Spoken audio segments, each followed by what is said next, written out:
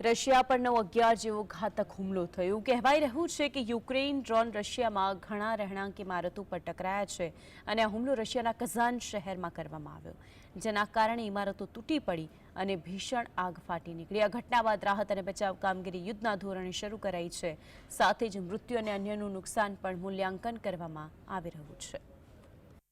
Russia પર world trade centre જેવો હુમલો।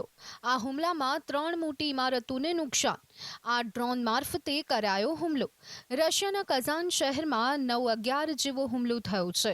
કઝાનમાં 3 મોટી ઇમારતોને ડ્રોન દ્વારા નિશાન બનાવવામાં આવી હતી। ડ્રોન ઇમારતોને અથડાતા હોવાના ફૂટેજ હાલ સોશિયલ મીડિયા પર ખૂબ જ વાયરલ થયા છે, જેમાં મોટી ઇમારતથી ડ્રોન અથડાતા આગ પણ લાગી હોવાનું ફૂટેજમાં જોઈ શકાય છે।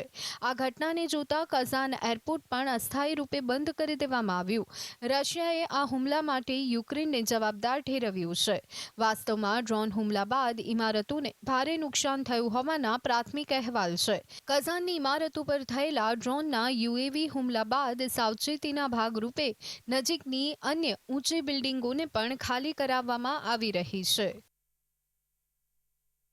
ઊંચી ઇમારતો પર યુક્રેનિયન ડ્રોન દ્વારા હુમલો। વાસ્તવમાં કઝાન શહેર પર થયેલા આ હુમલાની ચર્ચા આખી દુનિયામાં થઈ રહી છે, કારણ કે આ જ વર્ષે 2024માં રશિયાના આ શહેરમાં બ્રિક્સ સંમેલન યોજાયું હતું। આ વખતે કઝાનમાં આયોજિત 16મી બ્રિક્સ સંમેલનમાં પ્રથમ વખત સંયુક્ત આરબ અમીરાત, ઈરાન, ઇજિપ્ત અને ઇથોપિયાને સભ્ય તરીકે સામેલ કરવામાં આવ્યા। આ હુમલાને અમેરિકામાં વર્લ્ડ ટ્રેડ સેન્ટર હુમલા જેવું જ ગણાવવામાં આવી રહ્યું છે। જો બીજી તરફ કઝાનને રશિયાની ત્રીજી રાજધાની પણ કહેવામાં આવે છે। વર્ષ 2018માં અહીં ફીફા વર્લ્ડ કપ યોજાયો હતો, તો બીજી તરફ રશિયા રક્ષા મંત્રાલયે ટ્વીટ કરી યુક્રેને હુમલો કર્યો હોવાનો દાવો કર્યો છે। રશિયાએ વધુમાં કહ્યું કે આ યુક્રેને મોટી ભૂલ કરી છે। ઉલ્લેખનીય છે કે રશિયાની રાજધાની મોસ્કોથી લગભગ 800 કિલોમીટર પૂર્વમાં સ્થિત શહેર કઝાનમાં રહેણાંક સંકુલ પર ડ્રોન હુમલો થયો। એજન્સીના જણાવ્યા અનુસાર રહેણાંકની ઊંચી ઇમારતો પર 8 ડ્રોન હુમલા થયા। રશિયા તરફથી આવી રહેલી જાણકારીઓથી એવું અનુમાન કરવામાં આવી રહ્યું છે કે આ ઇમારતોમાં લોકો રહેતા હતા।